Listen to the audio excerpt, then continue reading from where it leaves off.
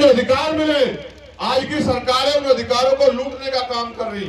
जो थोड़े बहुत अधिकार दलित पिछड़ों को मिले हैं, आदिवासियों को मिले हैं, सरकार की गंभीर नजरें उन पे है कि किस तरह से इनके अधिकार छीन लें। ये आजाद भारत है, बहुत सारी शिकायतें हैं, लेकिन आपसे कहनी पड़ेगी। आप ये बताओ, 14 अप्रैल अब आ रही है, नहीं आ रही है? आप सब लोग अपने अपने गांव में बाबा साहब अम्बेडकर की जयंती मनाओगे। आप जाओ परमिशन मांगने के लिए, पहले तो आप प्रोग्राम करोगे, पुलिस के लोग आप कहेंगे भाई आप पे परमिशन नहीं है। जब आप परमिशन मांगने को जाओगे तो आगे नहीं पड़ता, चालू नहीं होगी। आप ये बताओ कैसी आजादी है जब हम अपने गांव में अपने महापुरुषों की जन्म जयंती नहीं मना सकते, तो बताओ हम कितने आजाद हुए इस देश। परमिशन आप देखो, भारत एक संघ,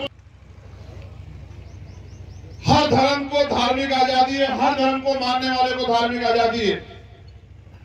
जब अन्य धर्म के लोग अपने धार्मिक उत्सव को कर सकते हैं तो कुछ लोगों में पाबंदी क्यों?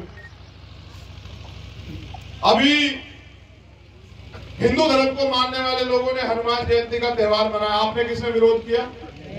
किसी ने परमिशन मांगी? कहीं देखा आपने? अब 14 अप्रैल आएगी, आपकी आस्था बाबा साहब अम्बेडकर ने, बाबा साहब अम्बेडकर में, अब आप कहोगे तो कहेंगे परमिशन। आप ये बताओ, अपने ही देश में, अपने प्रदेश में, अपने गांव में, अपने लोगों के बीच अगर हमें अपने महापुरुषों की जयंती मनानी है तो हमें परमिशन की जरूरत है, दूसरे लोगों को नहीं है, तो कैसी समानता है? आप बताओ मुझे। लोग करते हैं, सब अपने धर्म का आयोजन करें। यहाँ सिख धर्म को मानने वाले लोग भी रहते हैं, इस्लाम को मानने वाले लोग भी रहते हैं, बौद्ध धर्म को मानने वाले लोग भी रहते हैं, यहाँ क्रिश्चियनिटी को मानने वाले लोग भी रहते हैं। तो सबके लिए नियम कानून एक बराबर होने चाहिए ना।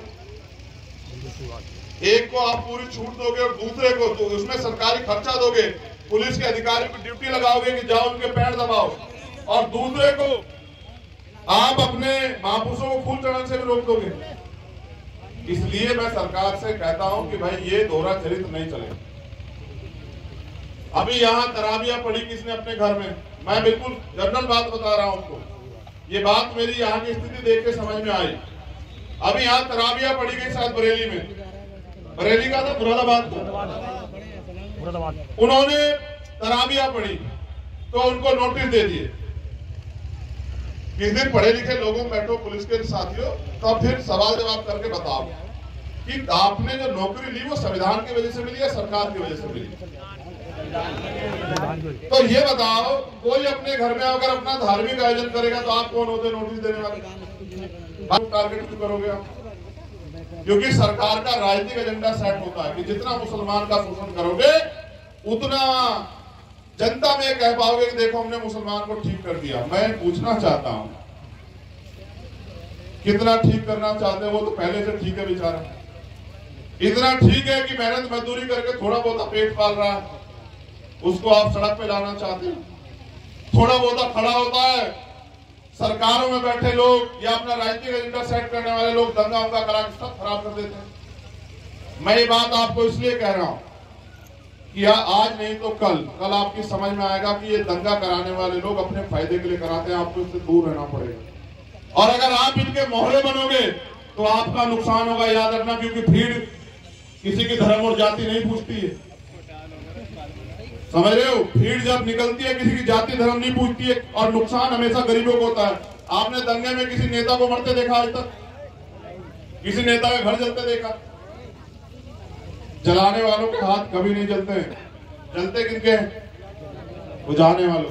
समझ रहे? आपको राजनीतिक शक्ति प्राप्त करनी है, आपको सरकारों में जाना है, आपको अपने बच्चों के लिए पढ़ाई के लिए स्कूल खोलने हैं। 60,000 स्कूल बंद कराए सरकार ने 9 साल में। उन प्राइमरी स्कूलों में किसके बच्चे पढ़ते हैं बताओ मुझे, हाथ उठा के। अमीरों के बच्चे पढ़ते हैं, गरीबों के बताओ? किसके हाथ आप बच्चे पढ़ते हैं बताओ? गरीबों के स्कूल किसके लिए बंद हुए? अमीरों के लिए, गरीबों के लिए। और जब हम पढ़े लिखेंगे तो सवाल कैसे करेंगे?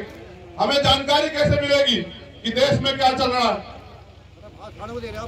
सरकार स्कूल क्यों बंद कर रही है? इसलिए कि गरीब के बच्चे ना पढ़े।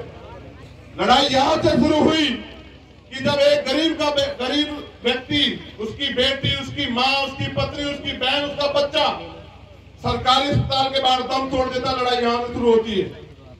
क्या उसको इलाज कराने का अधिकार नहीं है भारत में?